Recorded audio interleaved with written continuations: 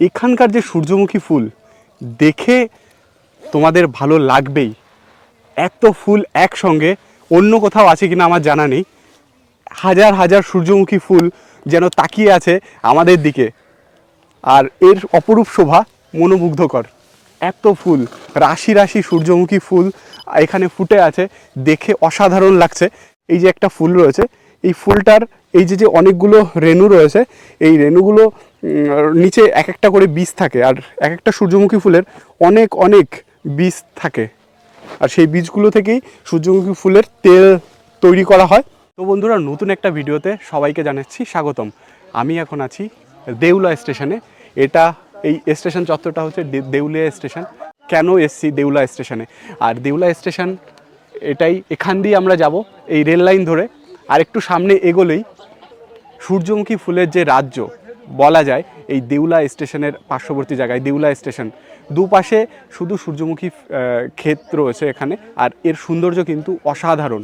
দেউলা স্টেশনে লোকে কেন আসে তার একটা বিশেষ কারণ রয়েছে, যে এখানে সূর্যমুখী ফুলের চাষ হয় এবং দিগন্ত বিস্তৃত এলাকা জুড়ে এই সূর্যমুখী ফুল আমরা দেখতে পাবো। তো চলো তোমাদেরকেও নিয়ে যাই দেউলা স্টেশনের পার্শ্ববর্তী যে সূর্যমুখী ফুলের ক্ষেতগুলো রয়েছে সেগুলো দেখাতে। এটা হলো দেউলা স্টেশন, আর দেউলা স্টেশন থেকে এই যে আমরা যাচ্ছি এই দিকটা যেতে হবে।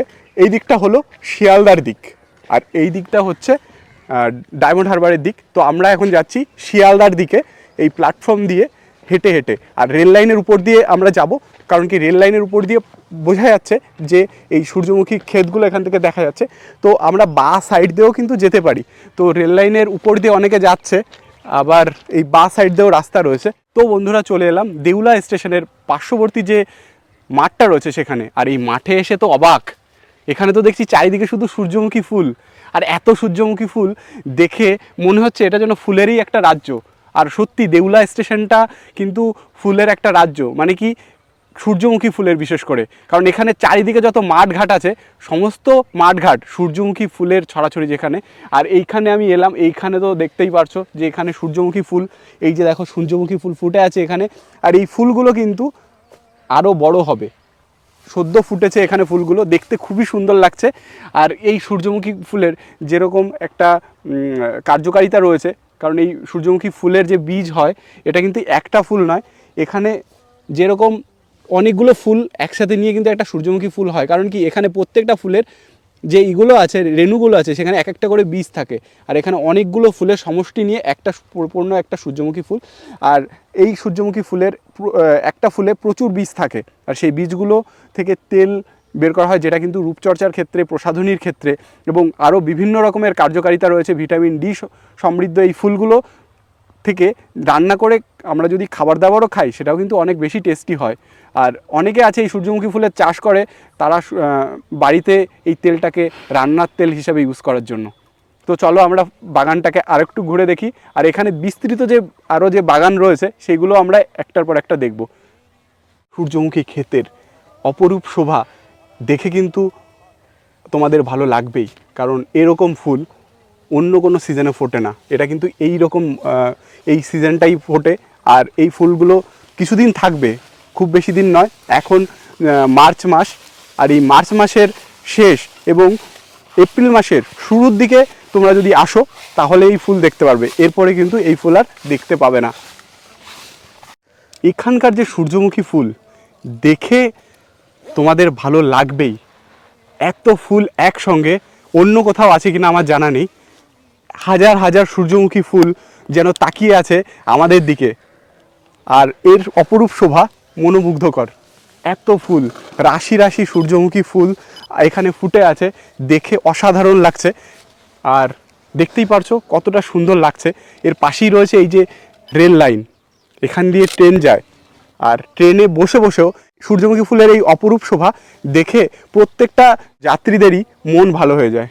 আর এই ফুলগুলো তোমাদের যদি কাছ থেকে দেখাই, এই যে একটা ফুল রয়েছে, এই ফুলটার এই যে অনেকগুলো রেণু রয়েছে, এই রেণুগুলো নিচে এক একটা করে বীজ থাকে, আর এক একটা সূর্যমুখী ফুলের অনেক অনেক বীজ থাকে, আর সেই বীজগুলো থেকেই সূর্যমুখী ফুলের তেল তৈরি করা হয়।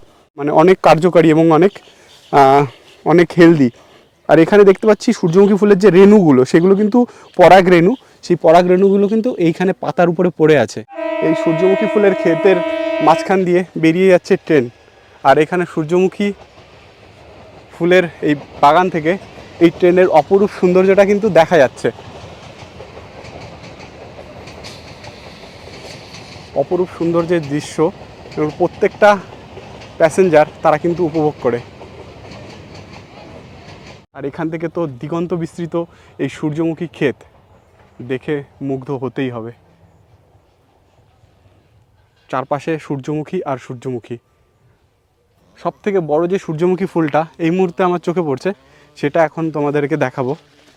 একটা ফুল যেটা কিনা সব থেকে বড় আমার এখন এই মুহূর্তে মনে হচ্ছে, সেটা হচ্ছে এটা সব থেকে বড় সূর্যমুখী ফুল। এর থেকেও বড় সূর্যমুখী ফুল রয়েছে এটা।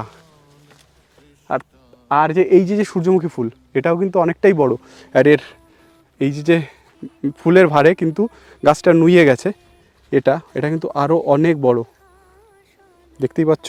এটা কিন্তু পরিপক্ক হওয়ার সময় হয়ে গেছে এই সূর্যমুখী ফুলটার। বন্ধুরা, এই গরমের মধ্যে এই যে আমরা সূর্যমুখী ফুল দেখতে এসে মানে এখন ক্লান্ত হয়ে গেছি। মানে এ পাশেও যেরকম সূর্যমুখী ফুল দেখো, এইদিকে যেরকম সূর্যমুখী ফুলের বাগান রয়েছে, সেই রকম এই সাইডটাতেও প্রচুর সূর্যমুখী ফুলের বাগান রয়েছে, এই সাইডটাতেও দেখতে পাচ্ছ। আর এই গরমের মধ্যে এসে তোমরা অবশ্যই জলের বোতলটা নিয়ে আসবে, কারণ এই জল না খেলে কিন্তু ডিহাইড্রেশন হয়ে যেতে পারে, কারণ জলের স্বল্পতা দেখা দিতে পারে, কারণ প্রচুর ঘাম হবে এই গরমের মধ্যে। তার জন্য জলের বোতল তোমরা অবশ্যই নিয়ে আসবে। তো চলো আরও সামনের দিকে যাই, এবং সামনের দিকে গিয়ে আরও যেসব সূর্যমুখী ফুলের ক্ষেত রয়েছে সেগুলো তোমাদের দেখাবো। চলো। তো বন্ধুরা, দেখতে পাচ্ছ ট্রেন যাচ্ছে এখান দিয়ে, আর সূর্যমুখী ক্ষেত এখান দিয়ে দেখা যাচ্ছে।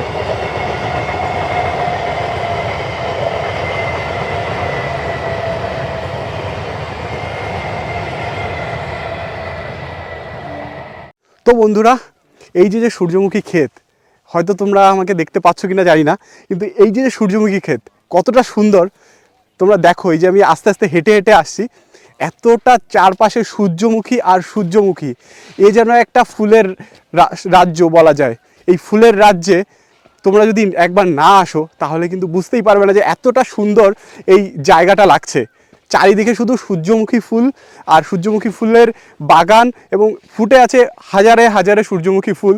আর এখানে শুধু একটা মাটি নয়, এখানে যেরকম একটা ক্ষেত রয়েছে, ওই বাঁদিকে ক্ষেত রয়েছে, ডান দিকে ক্ষেত রয়েছে, আমার পিছনে ক্ষেত রয়েছে, চারিদিকে কিন্তু সূর্যমুখী ফুলের ক্ষেত।